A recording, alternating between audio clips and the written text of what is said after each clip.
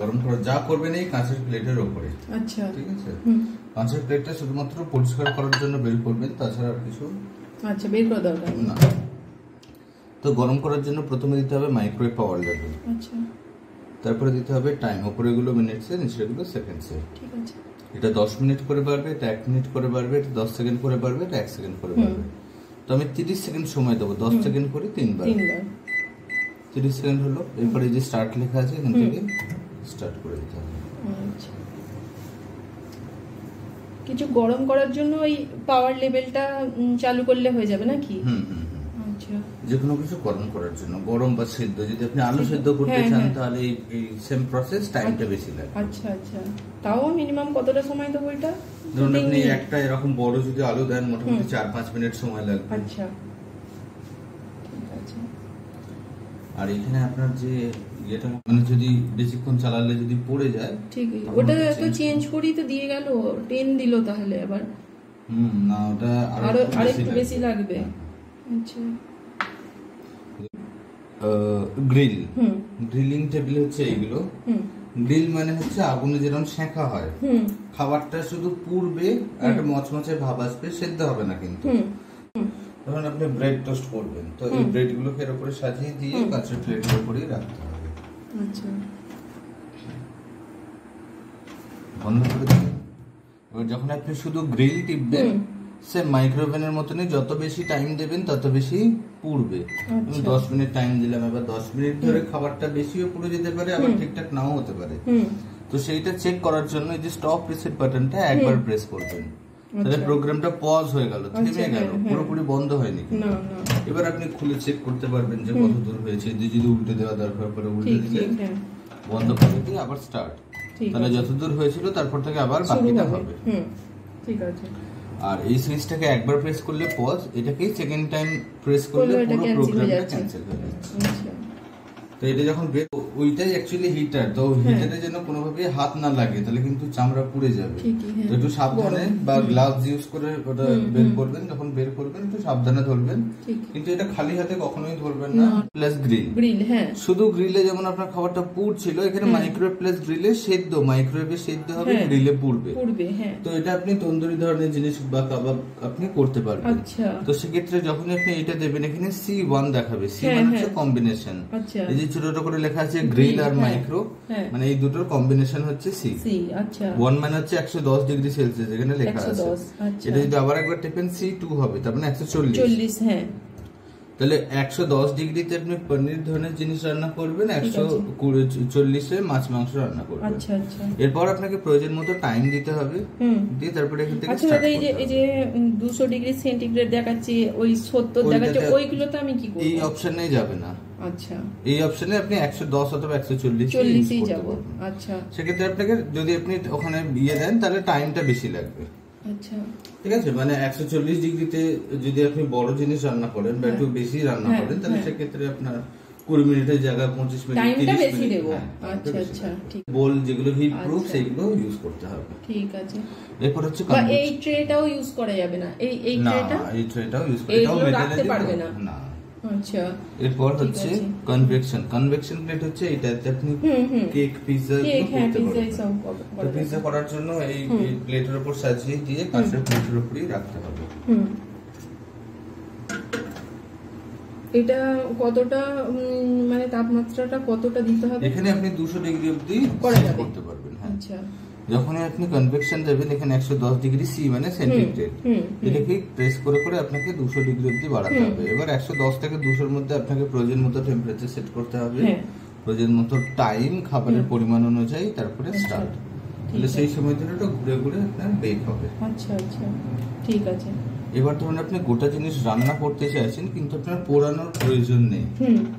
মানে ধরুন আপনি একটা গোটা চিকেন যদি আপনি রান্না করছেন, তাহলে সেক্ষেত্রে এই মাইক্রোওয়েভ প্লাস কনভেকশন অপশনটা ইউজ করতে হবে। আচ্ছা, ঠিক আছে। এটা যখনই দেবেন, এটা ক্লিক করলেই 110 ডিগ্রি সেন্টিগ্রেড দেখাচ্ছে। এটাও আপনি 200 ডিগ্রি অবধি বাড়াতে পারবেন, 30 ডিগ্রি করে টেম্পারেচার বাড়ে। 110 এর পর 140, 170, তারপরে 200। তো এই 200 অবধি আপনার প্রয়োজন মতো টেম্পারেচার আপনি সেট করবেন, তারপরে টাইম, দিয়ে স্টার্ট।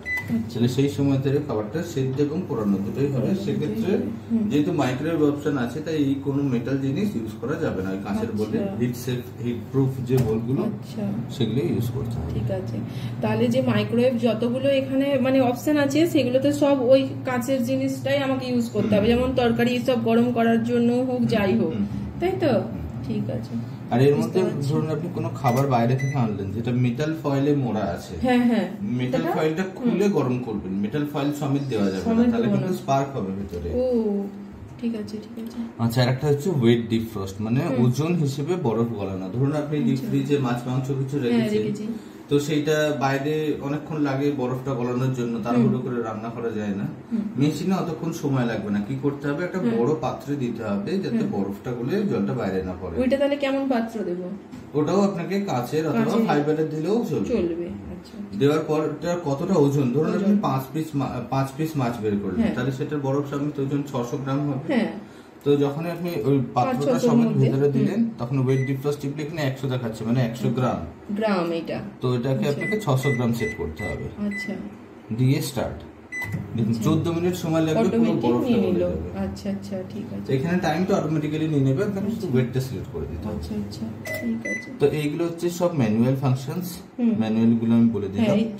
অটো কুক মেনুস এর জন্য এইগুলো রেফার করতে হবে। এটার সঙ্গে একটা বই দিয়েছি না সাধারণ, হ্যাঁ আছে তো, ওই বইটার মধ্যে আপনার সব লেখা থাকবে কিভাবে কি করতে হবে।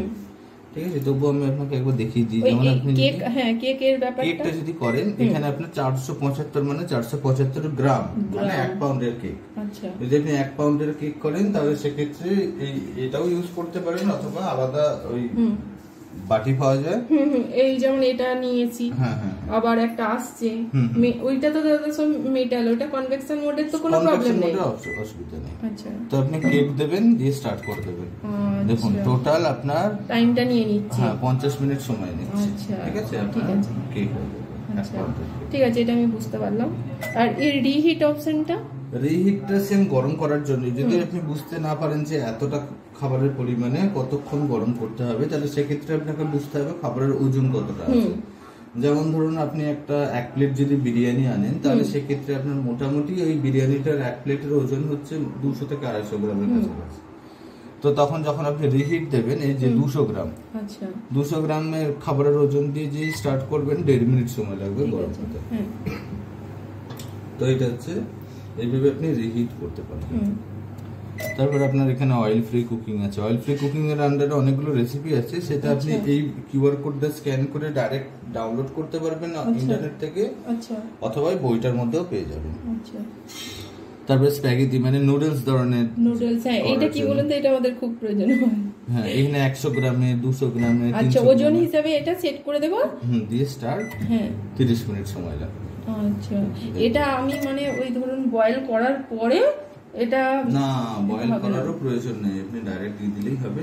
সবকিছু পরিমাণ মতো দিতে হবে, এবং সেটার জন্য আপনাকে এই রেসিপি পিডিএফটা বা আপনি ওই বইটা ভালো করে ফলো করতে হবে, ওখানে কি করতে দেওয়া আছে। ঠিক আছে। তারপরে আলুর বিভিন্ন ধরনের রেসিপি আপনি করতে পারবেন। পপকর্নটা কি হবে দাদা? পপকর্নটা একটা বাটিতে দেবেন। একটা ওটা কি রকম বাটি দেব? কাচের বাটি, কাচের দিয়ে একটা হালকা চাপা দিয়ে দেবেন যাতে ফোটার পর ছিটকে না পড়ে। আমি বলছি ওইটা যে ধরুন কাঁচে, তাহলে লিডটাও কি ওই ঢাকাটাও কি কাঁচেরই দিতে হবে? দিলে তো ভালো হয়, মানে হিট সেফ যদি হয়, অথবা আপনি প্লাস্টিকেরও দিতে পারেন।